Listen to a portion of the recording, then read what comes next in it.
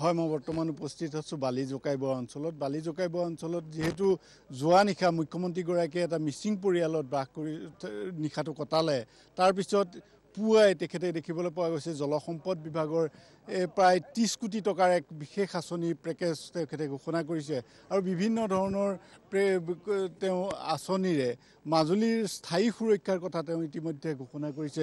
মই দেখুৱাব বিচাৰিছোঁ পোনপটীয়াকৈ বিশ্বৰ যোগেদি দেখুৱাব বিচাৰিছোঁ মুখ্যমন্ত্ৰীগৰাকীয়ে ইতিমধ্যে বালি জকাইবৰ অঞ্চলৰ যি খহনীয়া প্ৰতিৰোধৰ যি আঁচনি ৰূপায়ণ কৰা দেখিবলৈ পোৱা গৈছে।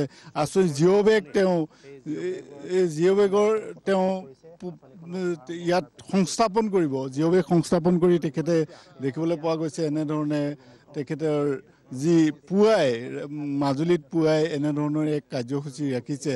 যিহেতু লুইতৰ যি ভয়াৱহ খহনীয়া, লুইতৰ খহনীয়াৰ প্ৰতিৰোধৰ বাবে দেখিবলৈ পোৱা গৈছে এনেধৰণে তেখেতে এই কাৰ্যসূচী ৰূপায়ণ কৰা দেখিবলৈ পোৱা গৈছে। ইতিমধ্যে শিলান্যাস ইতিমধ্যে সম্পূৰ্ণ হৈছে আৰু তাৰপিছতে তেখেতে জিঅ' বেগৰ স্থানত আহি উপস্থিত হৈছে আৰু তেখেতে মাজুলীৰ জলসম্পদ বিভাগ আৰু বিভিন্ন মাজুলী জিলা প্ৰশাসনৰ উদ্যোগত এই মুহূৰ্তত মন্ত্ৰী ৰণোজ পেগুৰ উপস্থিতি আৰু সাংসদ প্ৰধান বৰুৱা এই স্থানত উপস্থিত আছে আৰু তাৰ লগে লগে এই আঁচনিখন প্ৰায় 30 কোটি টকাৰ মাজুলী গৰাখহনীয়া প্ৰতিৰোধৰ বাবে তেখেতে এক আঁচনি ঘোষণা কৰি এনেধৰণে তেখেতে প্ৰতিৰোধৰ বাবে ব্যৱস্থা কৰা দেখিবলৈ পোৱা গৈছে। মাজুলীৰ স্থায়ী সুৰক্ষাৰ বাবে ভৌগোলিক সুৰক্ষাৰ বাবে তেওঁ আঁচনি গ্ৰহণ কৰা দেখিবলৈ পোৱা গৈছে। মই ভিডিঅ' জাৰ্নেলিষ্ট ৰিদীপ আৰু বিশ্বই সেই পৰিৱেশটো দেখুৱাই আছে, মই দেখুৱাব বিচাৰিছোঁ।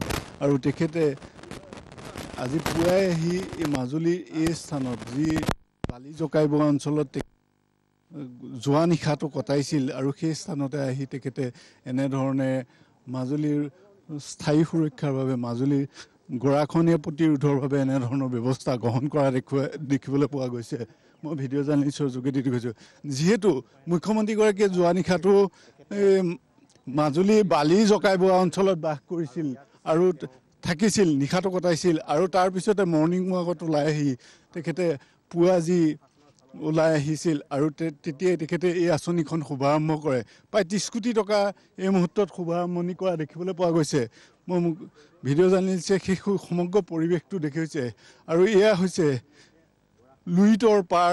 লুইতৰ যি উত্তৰ দিশটো জলসম্পদ বিভাগৰ অন্তৰ্গত হৈ আছে, জলসম্পদ বিভাগৰ হাতত আছে।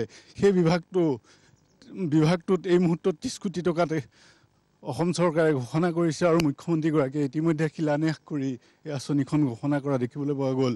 আৰু সমান্তৰালভাৱে মাজুলীৰ স্থায়ী প্ৰতিৰোধৰ বাবে সুৰক্ষা আৰু বান প্ৰতিৰোধৰ বাবে তেখেতে ইতিমধ্যে ব্যৱস্থা গ্ৰহণ কৰা বুলি আমাক জানিবলৈ দিছে আৰু সেই গোটেই পৰিৱেশটো ভিডিঅ' জাৰ্নেলিষ্টে দেখুৱাই আছে। আৰু মৰ্ণিং ৱাকত ওলাই অহা মুখ্যমন্ত্ৰীগৰাকীয়ে এই মুহূৰ্তত এনেধৰণে প্ৰায় 30 কোটি টকাৰ এক আঁচনি ঘোষণা কৰি ব্যৱস্থা গ্ৰহণ কৰা দেখিবলৈ পোৱা গৈছে।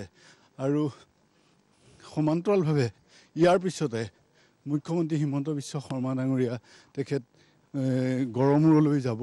ইয়াৰ পৰা প্ৰায় 12 কিলোমিটাৰ দূৰত্বত তেখেতে গড়মূৰত উপস্থিত হ'ব আৰু তাৰ পৰা পোনপটীয়াকৈ পোনে তেখেতে বিমান যোগে গুৱাহাটীলৈ যাব বুলি আমি জানিব পাৰিছোঁ। হয়।